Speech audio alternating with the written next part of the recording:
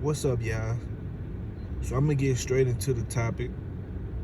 Happy Monday, and shout out to everybody. As y'all come into the video, hit the like button and subscribe to the channel if you ain't subscribed already. So I was thinking, because I know this is gonna be a big topic soon to come. So I figured I'll just talk about it right now because I can see this shit happening real soon. So if Errol Spence come in here and beat the shit out of Yordenis Ugas, punish him, stop him, and it looked like some kind of brutal fucking beatdown, like I think it's gonna be, because I honestly think that with this fight, if it be, I ain't talking about what happened to Mikey or even though Danny got his ass beat real bad, but I'm talking about a brutal beatdown on some Lamont Peterson shit, on some Phil Greco type of shit, on some Kell Brook type of time, just straight up, just like beat the fuck that the Errol Spence we was watching all along coming up. If he come in here and pull a move like that, do that mean that Blueray is just like a myth, and all that shit was for nothing, and all that shit was just all talk?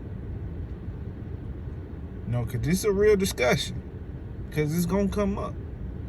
Me, I'm gonna answer it right now. I believe this is what I believe. I believe that if Errol Spence come in here and do his thing, do the job, do the demo on Ugas, it doesn't mean that Blueray's regiment ain't shit, or it ain't even to down talk what Blueray and Errol Spence did together. It's not to down talk that. I just believe that Errol Spence between fights was spreading out because guys didn't want to fight him right off the bat. So it was time being spread in between his fights, so he wasn't as active. So he was getting used to a certain way of doing things, and he was picking up this weight, right? And he was taking too long to get the shit off. And we already know when you do that, it drains you, had you weak in a fight, and you ain't punching as hard. So I believe that was the sole reason why some of them fights he wouldn't get knockouts. You're not gonna knock out everybody, but he's been on a 9 knockout streak. So that's what I'm speaking on. I believe he ain't get some of them knockouts because of the weight and just being drained, being at 147 and taking too long to get the weight off. Now, right, it looks like Errol Spence been in this training camp for like 3 fucking months. Like, I think this like his 3rd training camp. He was already in shape before the fight was even announced. So, which means he understands what's going on. I've been seeing some things or whatever that I ain't gonna speak on yet, but people have been saying that Blueray feels some type of way. I don't want to get into that type of shit. I'm gonna stay away from that. But I will say that it don't mean bro shit ain't hitting like that. Like, it don't mean Blueray regiment ain't hitting like that or whatever. It just mean that it might mean that he don't need them. But you cannot need somebody and still like fuck with them, because what I didn't want it to seem like at first was that Blueray was the reason that Errol Spence wasn't knocking out people. And if somebody believe, put it like this, I'm trying to choose my words wisely, because I don't want y'all to misunderstand what the fuck I'm saying. I'm trying to get y'all to understand the point I'm trying to make. Somebody cannot need you, right? Still fuck with you. But when somebody feel like you are taking credit for something that they doing, I believe that they'll try their hardest to prove you wrong. Just so you can know, man, I don't fucking need you type shit. That's just my personal opinion on that. I ain't got no sources or no shit like that.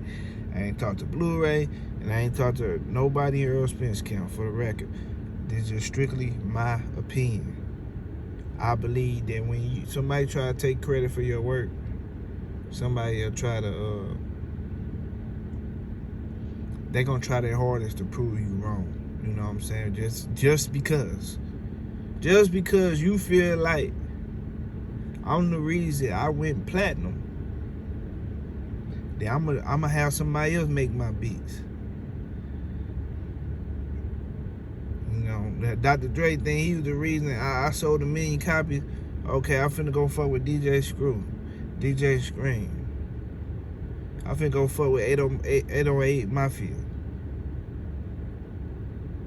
type shit. If my shit go platinum again, guess what that mean?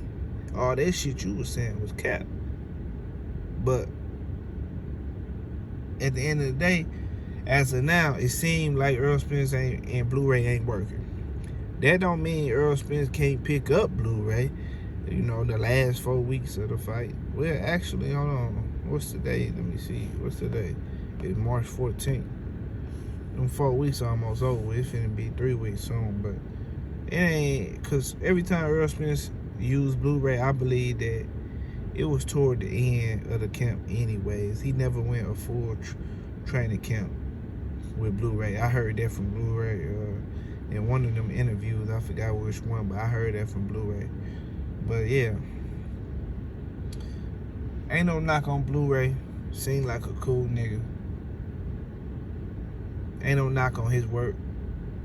I believe Errol Spence, the shit did help Errol Spence, but I don't think that was like the main problem. You know, I believe it was the weight. Errol Spence picking up the weight, and as he's coming down, he you know, he got weaker and he wasn't as strong as he could possibly get. Also, he's really physically already strong, that I heard from guys. So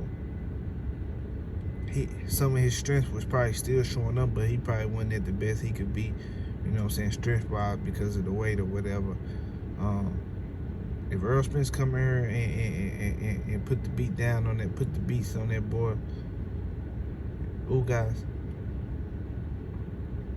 that'll kill all that talk that people will be saying. You know, a lot of fans, Blueray this, Blueray that. I ain't really knocking Blueray, but I'm knocking the narrative. That's what I'm doing. The narrative that Blueray is the reason Errol Spence ain't getting no knockouts. I believe the bro was weight drained. He went in his bag as deep as he could be in his bag. You know, he was reaching in his bag. He was grabbing the Skittles and the Strawberries and shit that was on top. He wasn't going down at the bottom of the bag grabbing the Snickers and the Kit Kats and shit. he was going to the bottom of the bag, you know, trick or treat. He was just grabbing the fucking Strawberries and the little sour Skittles and shit that was sitting on top and shit like that.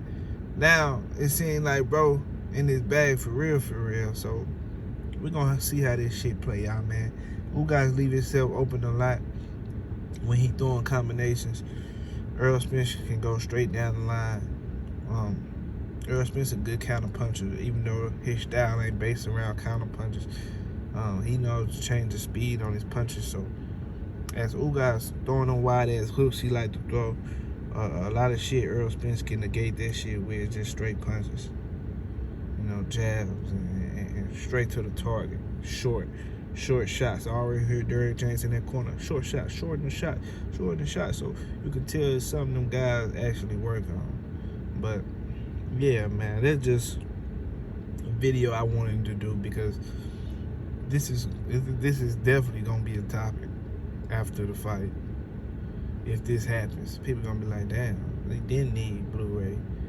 It wasn't Blueray. You know. But it is what it is, man. Y'all let me know what y'all think on that. Will it mean that? Will it mean that all that shit was capped?